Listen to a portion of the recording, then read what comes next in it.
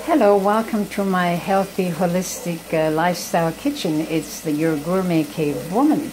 So today I'm going to be making something a little bit different. It's a asparagus buckwheat risotto. So instead of using the usual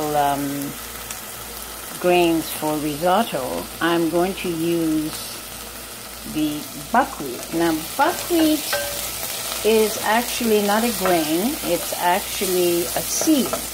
And I like to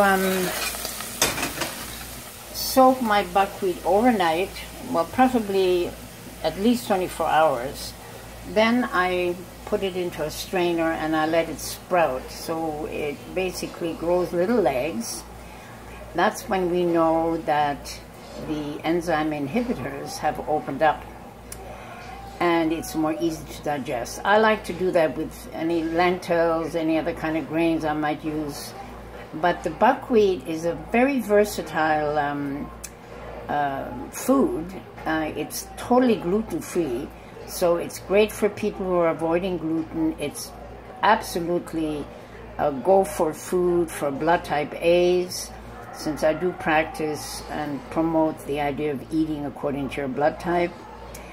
And I'm going to be using some sweet and green onions and some garlic. So I've done that already in the pot here. And I am just browning these dry just to bring out the nutty flavor of the buckwheat. Now, buckwheat is actually a member of the rhubarb family. But really, you would never know it's not a grain when you eat it. And I also made some buckwheat flour to make some buckwheat pancakes, which is a great substitute for the regular white flour pancakes. You know, and it's totally gluten-free, it's extremely healthy, easy to digest.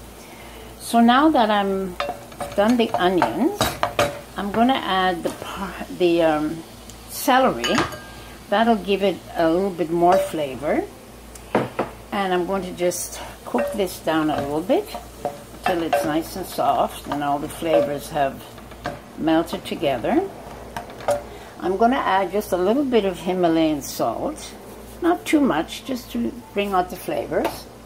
And I've used grapeseed oil instead of coconut oil or olive oil, just as a change. And of course, grapeseed oil is extremely healthy oil, but you don't want to overheat any oils that you do happen to cook with. I mean, coconut oil is about the only one, and butter, a ghee actually, not butter, that you can, you know, cook in higher heat.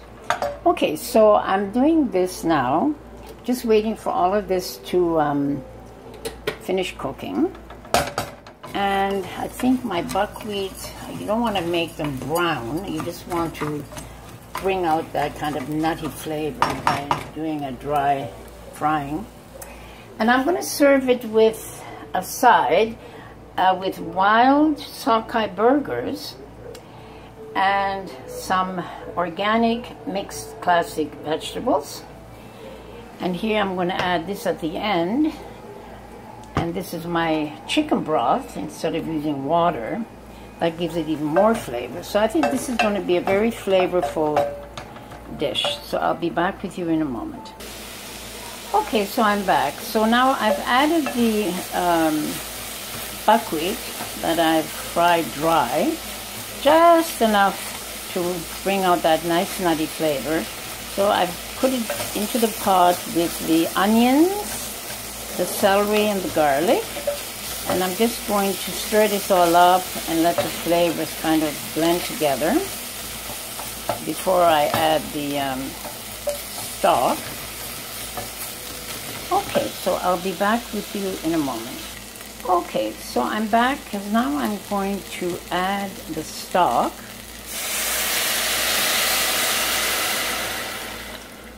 And of course, like every risotto, you just have to cook it for quite a while until the buckwheat is really soft and tender, all the flavors have blended together, and that's a little bit of a process.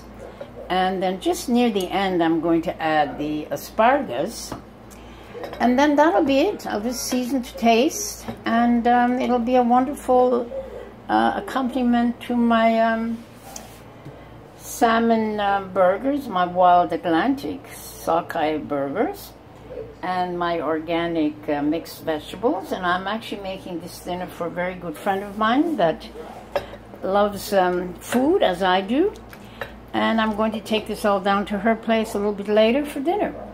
So I'll be back with you in a moment when I'm near the end of the dish. And remember, this is gluten-free, easy to digest, it's loaded with nutrition, and it's good for blood type A's, for people who don't want to have any gluten in their diet, and who are allergic to grains. So this is an excellent, wonderful dish. And the bonus is it's extremely budget friendly, because buckwheat, when you buy them, don't forget, I bought them, they're raw. You don't want anything but raw buckwheat. You can get them at the Big Carrot or in Toronto, where I am right now, or any good health food store in the US. Whole Foods, I haven't really seen it at Whole Foods, but you might be able to find it at Whole Foods. So I'll be back with you in a moment. So I'm back. I've added the asparagus. Now, you can really be creative with a dish like this. You can really design it according to your own taste buds. You could use mushrooms instead of asparagus. I prefer to pick vegetables that are A, blood type friendly, and the mushrooms are not really blood type friendly, blood type A friendly. And I'm a blood type O with a large influence of A, but I do have quite a few friends, you know, who are blood type A. And actually my girlfriend that I'm going to share this delicious meal with tonight, she's a blood type A. So this is another reason I'm making this dish. And I really am trying to find as many interesting, tasty recipes that are suitable for blood type A's. So this is just going to have to cook for a while, and I'll just come back when it's almost finished so you can see how it has gotten into the traditional type of risotto, nice and creamy. So I'll be back with you in a moment. Okay, so I'm back, and this is almost done. It still has a little way to go to absorb all the liquid, because that's the key in cooking even rice. So it'll be nice and creamy, and the buckwheat will be nice and tender with all the vegetables. I've already tasted it, and it's just lovely. I mean, this is such a wonderful dish, and it's so healthy, and the entire meal is budget friendly. I mean, the Wild Atlantic sockeye salmon, I get it from the Healthy Butcher in Toronto. 4 patties are for $15, and it feeds 2 people. So, you know, $15 plus this dish might probably be costing maybe $5. The organic frozen vegetables are $5. So we're looking at $25 at the most.